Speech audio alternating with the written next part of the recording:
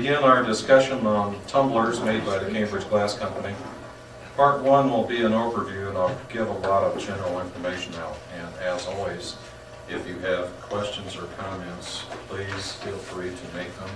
Otherwise, we'll probably forget what it was when we get to later on into the program. Cambridge Glass Company made tumblers throughout their production history, and I think if you look up here, you probably can identify some that came from the early years and some that perhaps came from the later years. Many different shapes, many different sizes, just about every color, if not every color, that Cambridge made was produced into a tumbler. Etchings, cuttings, treatments, and many variations possible, even for the same numbered item. In other words, some may have been made without a sham, some with the sham foot, and some with double sham feet, which we'll talk about later, and possibly other variations. So you're probably asking yourself, what is a tumbler? And according to Webster's New Collegiate Dictionary, a tumbler is a drinking glass without a foot or stem, and originally with a pointed or convex base, which some of you probably haven't looked back in the history books, but the first tumblers were not designed to sit flat on the table. They would be held in your hand, and when you're done drinking, turn it upside down on the table. In fact, there were some other specialty items known as stirrup cups, for example, that you would take with you when you're out chasing the fox, and they would fit right into your stirrup. They'd be pointed when you stop for your little break and drink your orange juice, I'm sure, and then off to the hunt again. So that's a little bit of history, and as you can see from up here, Cambridge took a little liberty with that definition. However, during the early years, most tumblers were without a foot or stem like this, and generally the early tumblers, here's one of my earliest examples. You can see this was very plain. The tumblers were designed to be utilitarian, to be used just for normal purposes, not for anything fancy with company and so forth. And of course, during this period in the early years, what other types of drinking vessels did we have? Helen? No. No, what other kind of things did people use back then? Tippers. Yeah, they had tippers, gourds, some were homemade. They had brass, pewter, stoneware, some other things. So, yeah, glass was just beginning to get into popularity because more of the common folk, if you will, were some of the last people to actually convert their vessels and utensils and so forth over to glass. As the early press patterns became popular, manufacturers expand their lines of glass, and naturally this meant that the tumbler lines were also expanded as well. If you look back, not necessarily in Cambridge, but if you go to glass manufacturers before Cambridge, like some of the early press glass companies, and you looked at their lines of tumblers, there generally would only be two sizes. One for water, and which generally was 6 to 8 ounces, and then there would be a much smaller tumbler, generally 2 to 3 ounces, which would be used usually for wine, but they said wine. And most of those wines, of course, were homemade. So it'd be the elderberry wine and so forth that you perhaps see in some of the old movies.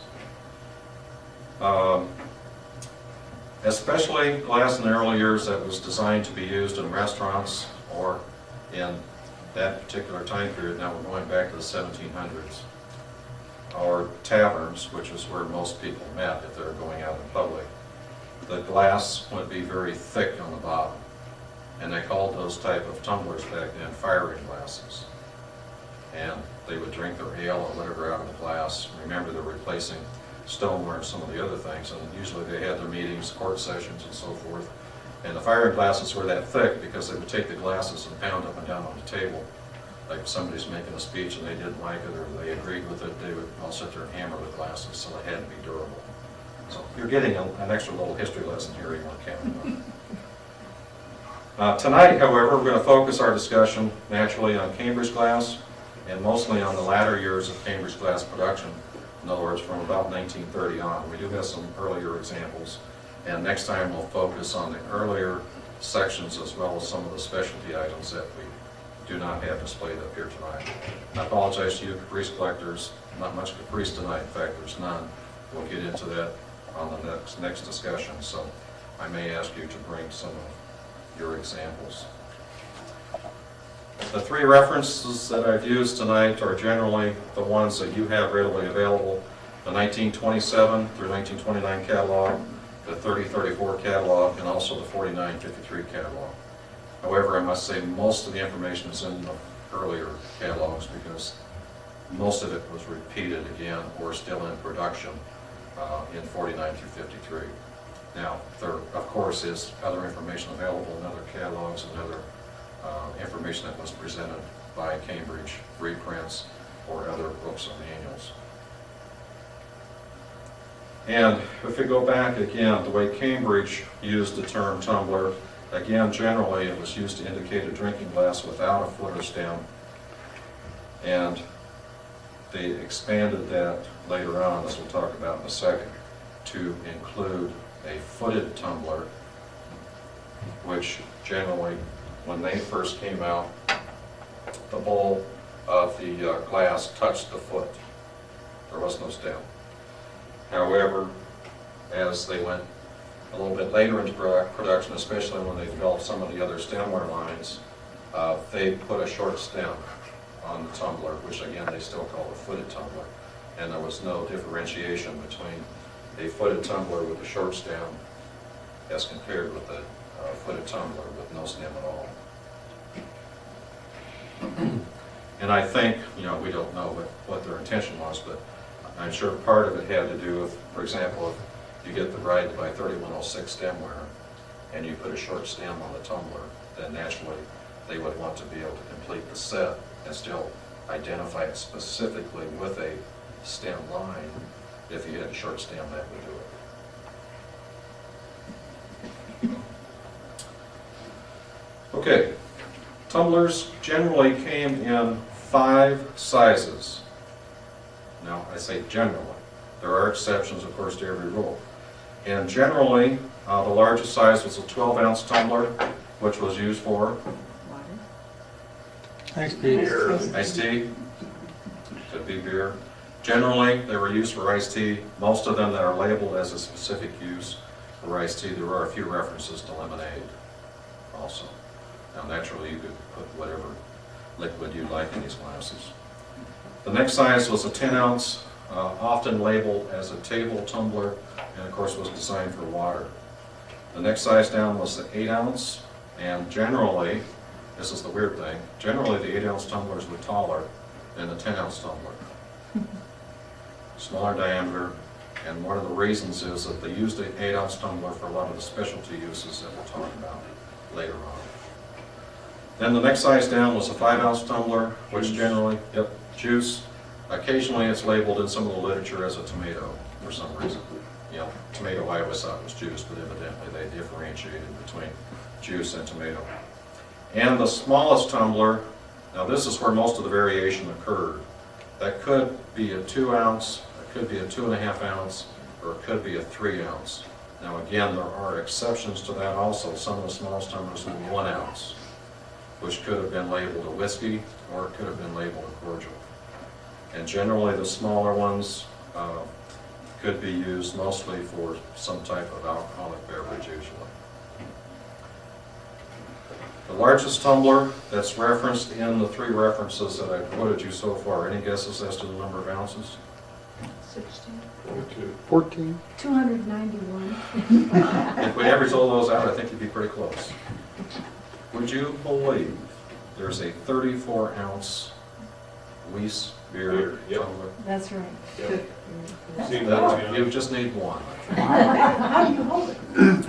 Both hands. Very carefully. With your strongest arm. The smallest that I noticed anyway is a 1-ounce whiskey or cordial. Some of the other stands we won't talk about, but they could get into 3/4 of an ounce on some of the other type things. But for the tumblers, it was just a 1 ounce. There are a few oddities also, and two I'll mention specifically. The first one, or actually both of them, are 2.5 ounce handle tumblers. One is the tally ho line. It's on page 33-3. The other is a 3400 handle tumbler also. Those are the only two I saw. There very possibly could have been more, but I thought it was interesting that they were both 2.5 ounce size.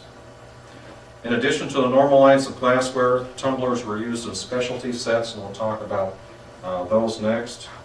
There were a number of night sets that were used. Here are the main three Cambridge examples.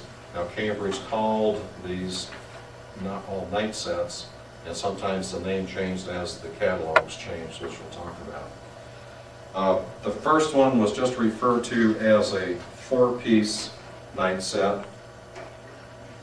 In later catalogs, this was referred to as, I don't know, the boudoir set.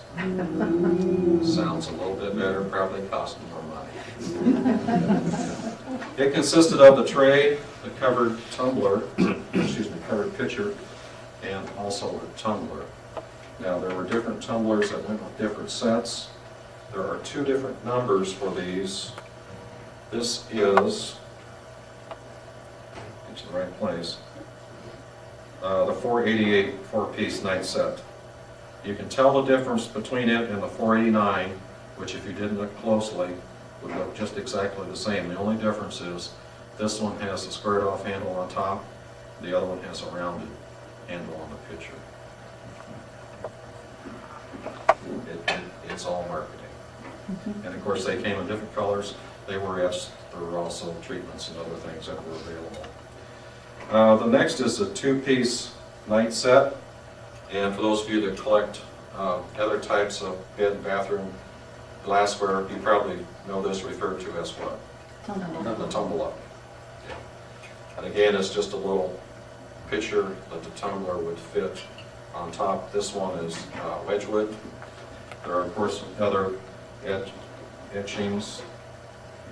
And there are two sizes.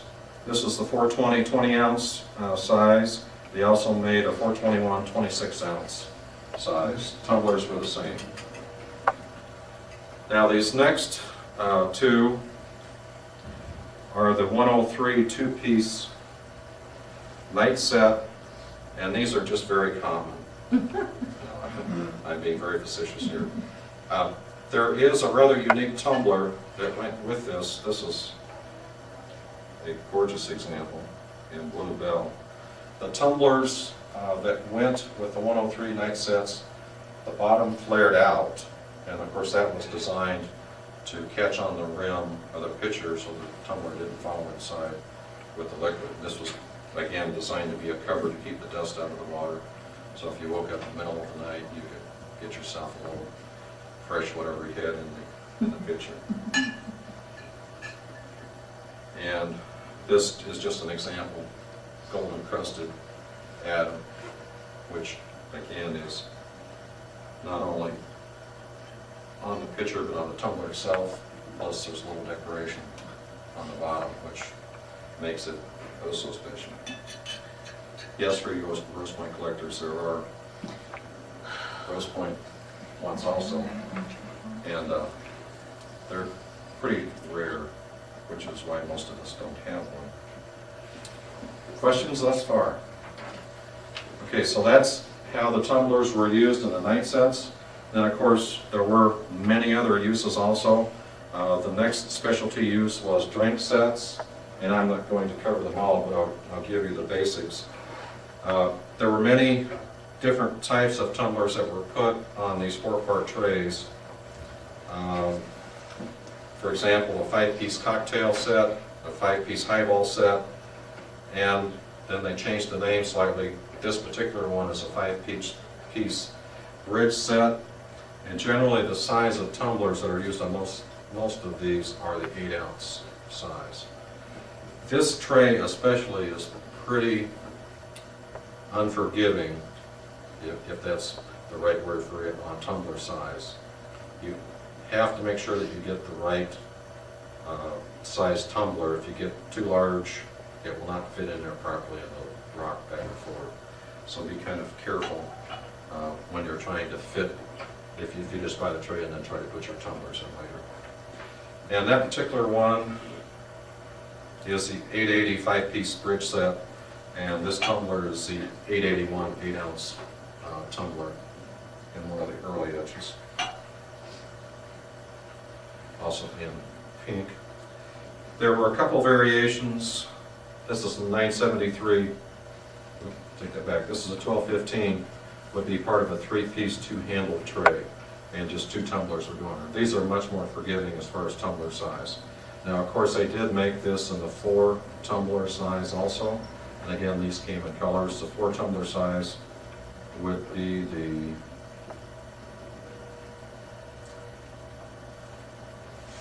get to the right place. 973, and it was supposed to hold 8-ounce tumblers. That's the way it was sold.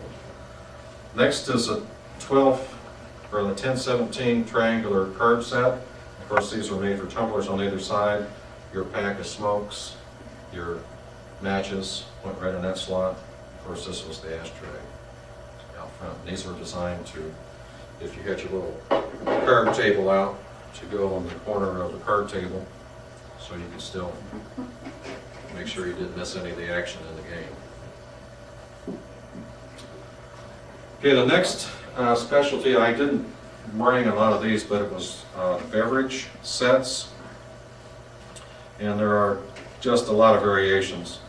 And for those of you that would like to further study after the meeting tonight, you can turn your 2729 hymnals up to page 20, and you can see there are many, many variations of the beverage sets, and this is not all of them. Many variations of tumblers, cocktails, and so forth that were generally put on a large tray, usually oval, and sold as a set.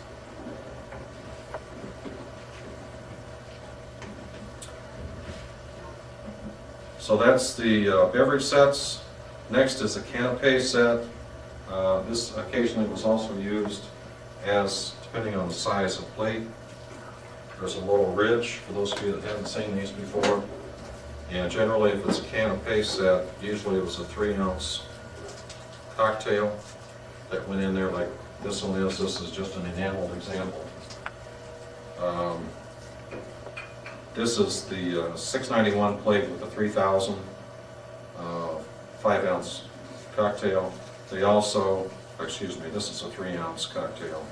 They also show a little larger plate with a 5-ounce or 10-ounce tumbler that were used, and they didn't really label what it was, but I'm suspecting, since it has a larger tumbler, probably some type of snack set you could use for your hors d'oeuvres.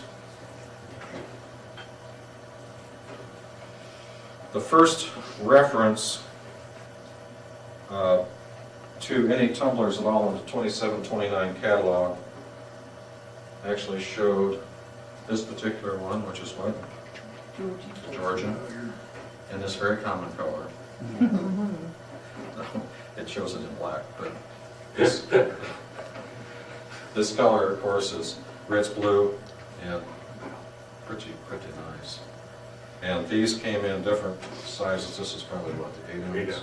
8 ounce. They came in like 2.5, 2.5, 5, probably 8, 12. and 12. Yeah. So again, like I said, usually most of the tumbler lines were made in about 5 sizes, and again, there are exceptions to those. Hotel, restaurant, tea room, and soda fountain glassware were kind of incorporated into one group. And the 2 main lines, at least in the 2729 catalog, were the 2800 line, or the community line, and also the 3300, the modern line. I didn't have a modern tumbler to bring, but I do have a couple of community tumblers. And you'd think, as much community is out there, that you would see the tumblers pretty often, but not. I don't know if they were used so much that they're not around. Are those marked? No. No. Yeah, they had my little label on it. This is a 3-ounce size, so I think you could, and this is the 5-ounce size. They just call this a 3-ounce tumbler, but they do call this a 5-ounce soda. So this would be, you know, you get your cooked cherry Coke at the corner drugstore and sit in the stool and sip your soda and read your 5-cent comic book or whatever it cost back then. So those are some of the oldest examples of restaurant-ware and so forth. I thought it was interesting that they included the words tea room in the title. Of course, I'm sure they were trying to sell to everyone. The next particular division that we have are the iced tea and water sets. And again, there are many, many, many of these. There are a lot of different shapes of pitchers, and generally the shape of the tumbler, like for example this one, which pitcher would that go with? Ball. The ball pitcher. So generally, for those sets, the shape of the tumbler went with the pitcher. Now there are a few exceptions. You see this shaped tumbler often with some of the older etched sets, and it doesn't even have to be etched. It could have had, you know, some other type of treatment, or perhaps no treatment at all, but just one of the earlier colors.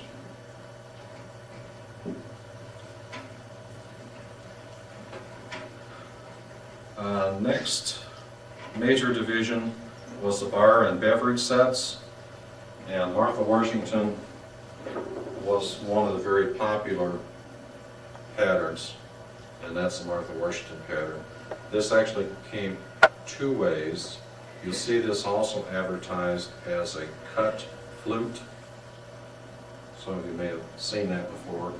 And this particular one is just pressed, even though the bottom is polished, but that is not a cut flute. To be a cut flute tumbler, like this one, if you come up and look at the difference later, you'll notice that these facets have been polished. And that's what makes the difference on why this is cut flute, and those are just the normal Martha Washington tumblers. This particular one is a pretty unusual size. You probably don't see many tumblers, especially in that pattern. This one is a 12-ounce cut flute tumbler, which again is fairly large. You may see the 8-inch size more commonly. Some of these tumblers are marked with triangle C in the bottom. Of course, some are not. Some have the Cambridge label affixed to them. And some of the shapes, I might as well tell you right now, a lot of glass companies made. This particular shape was very popular, and a lot of companies produced it. So if you see something that looks like this in a non-Cambridge color or a non-Cambridge etch, it's probably non-Cambridge. Now if it's crystal, doesn't have a label, it's not marked, maybe perhaps it's Cambridge, perhaps it's not. If you paid a lot for it, then it's probably Cambridge.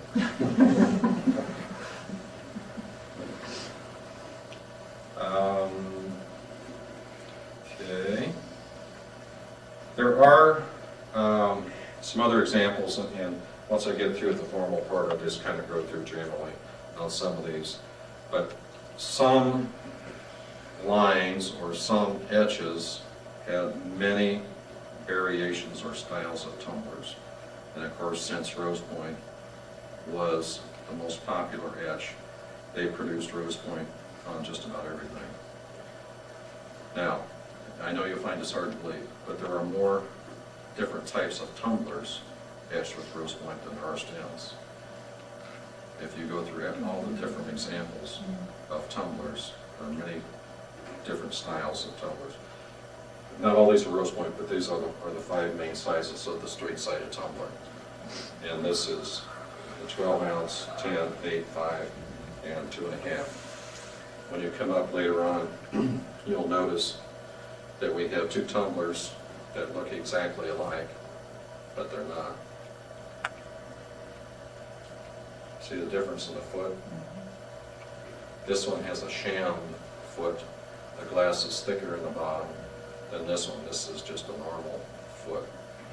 So this one probably went with some type of average set originally.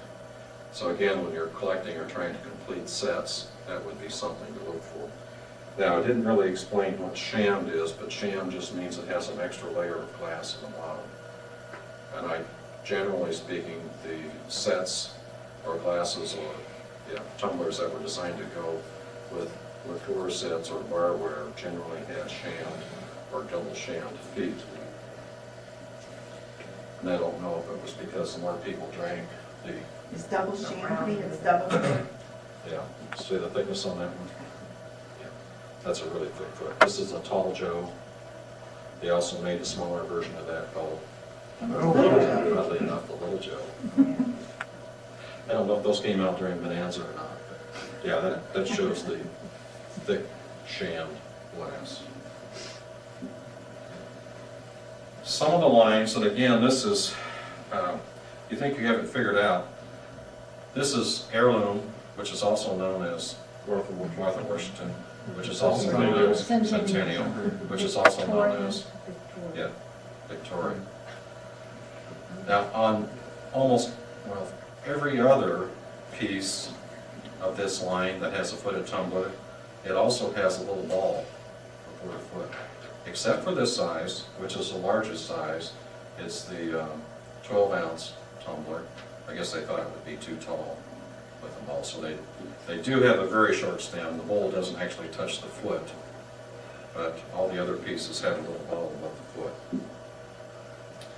And you can see also, this is lattice. Look at the diameter of that one. And what a normal old fashioned would be. So I guess this is for the two-fisted drinker.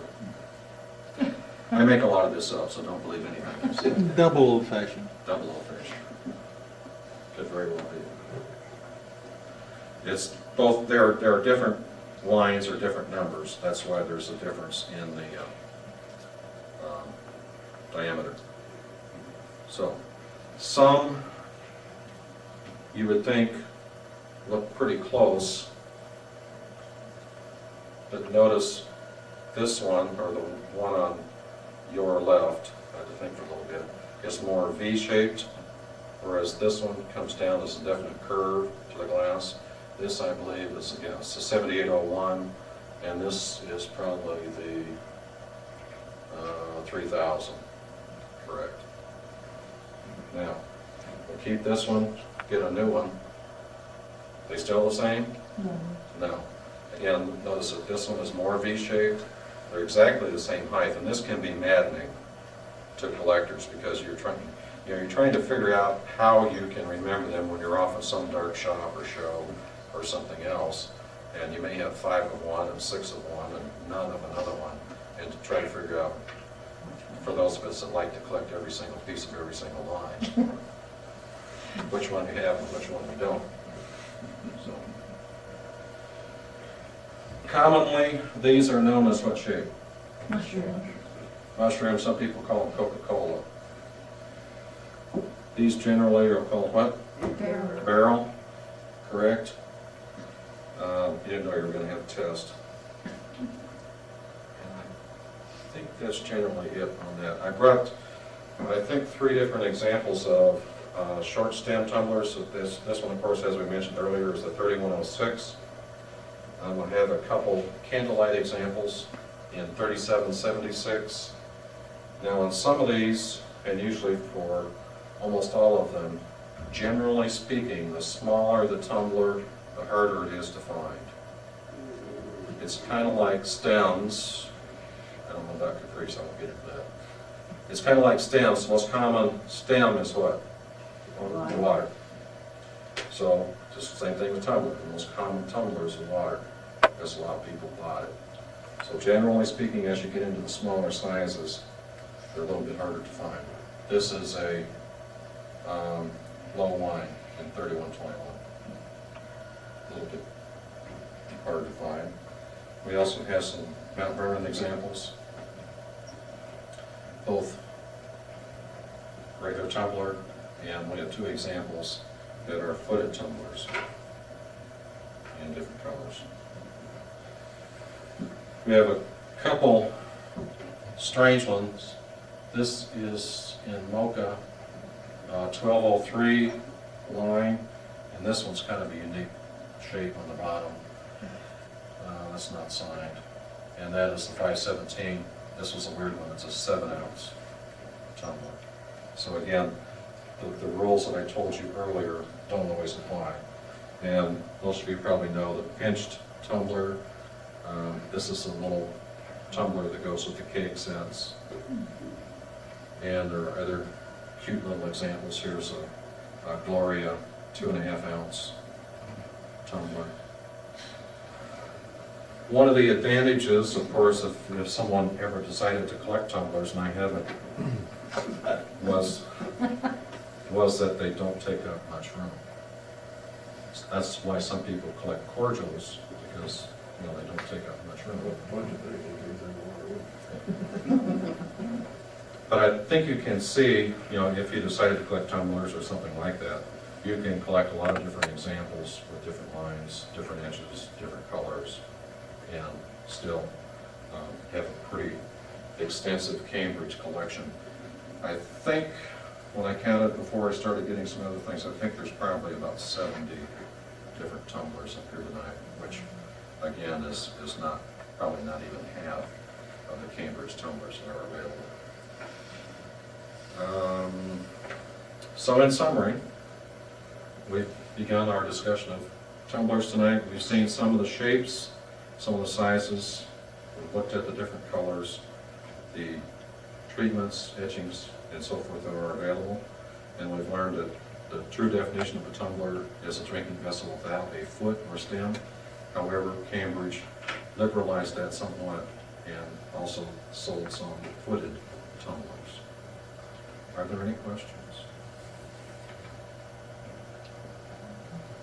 One question. Frank, did you and Vicki find a 9-ounce Georgian tumbler? There was something when we did the 30-34 catalog. There was an odd 2.5 ounce. 2.5. That instead of one on your Georgians, the second step's a perfect diamond.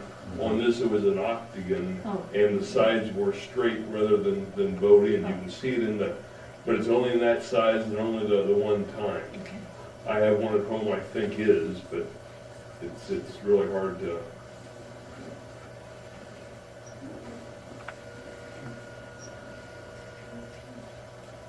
Do I have to go out to look tonight?